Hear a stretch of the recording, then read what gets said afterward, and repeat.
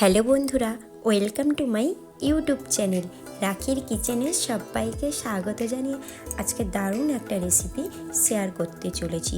কিভাবে পারফেক্টভাবে মিনি নিমকি বানানো যায় আপনাদের কিন্তু শেয়ার করব। এটা মুচমুচে খুবই খাস্তা নিমকি কিংবা যে কোনো কাঠি গজা বানাতে পারেন। আমি এখানে 3 কাপ মতো ময়দা নিয়েছি। তো ময়দাটাকে ভালো করে মাখাতে হবে। তার সঙ্গে আমি অ্যাড করব জোয়ান, আর দেব কালো জিরে, আর দেব পরিমাণ মতো লবণ। এবারে এটাকে ভালো করে মাখিয়ে নিতে হবে। মানে ময়দার সঙ্গে কালো জিরে আর জোয়ানটাকে ভালো করে মাখাতে হবে প্রথমে, আর লবণটাকে। এরপরে আমি কি করব, পরিমাণ মতো অয়েল দিয়ে দেব।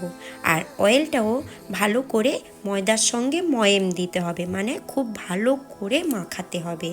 অয়েলটা দেওয়ার পরে পরিমাণ মতো কিন্তু অয়েল দিতে হবে, বেশি অয়েল দিলে হবে না।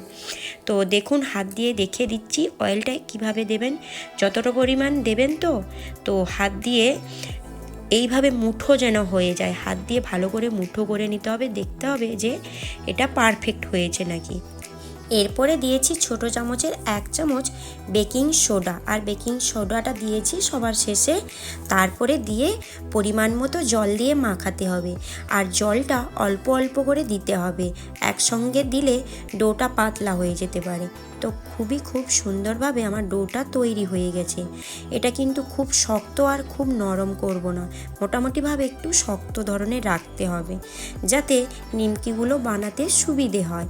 ব্যাস, ওপর থেকে আমি একটু অয়েল দিয়ে দেব, আর অয়েলটা দিয়ে ভালো করে ডোটার সঙ্গে মাখিয়ে আমি এটাকে 10 মিনিটের জন্য ঢেকে রেখে দেব।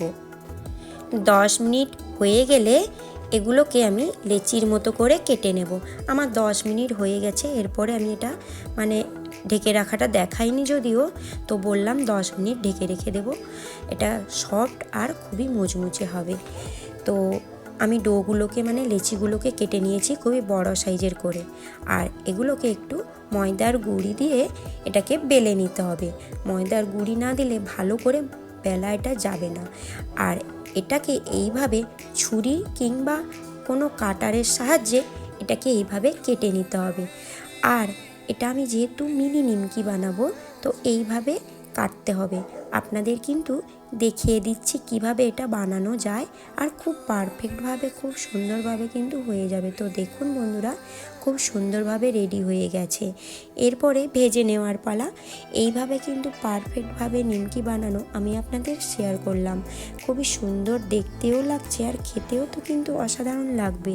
হ্যাঁ, এরপরে পরিমাণ মতো অয়েল দিয়ে নিমকিগুলোকে আমি এইভাবে ভেজে নেব। আর এগুলোকে নিমকির মতো শেপ দিতে পারো, কিংবা কাঠি গজা বলো, সেই রকমভাবে শেপ দিয়ে এগুলোকে ভেজে নিতে পারো। তো কিভাবে বানিয়েছি আপনাদের একটা বানিয়ে শেয়ার করলাম। আমি আবারও একটা আপনাদের দেখিয়ে দিচ্ছি কিভাবে বানানো যায়। পরিমাণ মতো অয়েল দিয়ে এগুলোকে ভেজে নেব। তো আবারও একটা আমি দেখিয়ে দিচ্ছি কিভাবে এটা পারফেক্টভাবে খুব সুন্দরভাবে বেলে এগুলোকে বানাতে হবে। তো এটা কিন্তু বেশি মোটা রাখা যাবে না, কারণ এটা ভাজার সময় ভেতর থেকে কাঁচা থেকে যেতে পারে। এটা এইভাবে কিন্তু রুটির মতো বেলতে হবে। আর আমি দেখিয়ে দিচ্ছি যে কিভাবে এটা কতটা পাতলা বানাতে হবে। আমি কিন্তু নিমকির মতো শেপ দেওয়াও আপনাদের দেখিয়ে দিচ্ছি, আর আমি কাঠি গজার মতো শেপ দেওয়াও আপনাদের দেখিয়ে দেব। সব রকমভাবে আমি আপনাদের শেয়ার করলাম। তো দেখুন কতটা এটা পাতলাভাবে আমি বানিয়েছি। তো এইভাবে বানিয়েছি। এইভাবে কিন্তু পারফেক্টভাবে বানানোর জন্য আমি এই ভিডিওটা আপনাদের শেয়ার করলাম। অবশ্যই ভালো লেগে থাকলে প্লিজ আমার চ্যানেলটিকে সাবস্ক্রাইব করে দিও, আর অনেক অনেক শেয়ার করে দিও। আর রেসিপিটা অবশ্যই বানিয়ে কিন্তু আমাকে কমেন্টে জানাবে। তো দেখুন কিভাবে মুচমুচে এটা হয়েছে, আপনাদের ভেঙেও আমি দেখিয়ে দিলাম। আজকের মতো এই পর্যন্ত। কাল আবার কোনো নতুন ভিডিও নিয়ে আমি চলে আসব। ততক্ষণ আপনারা ভালো থাকুন আর সুস্থ থাকুন।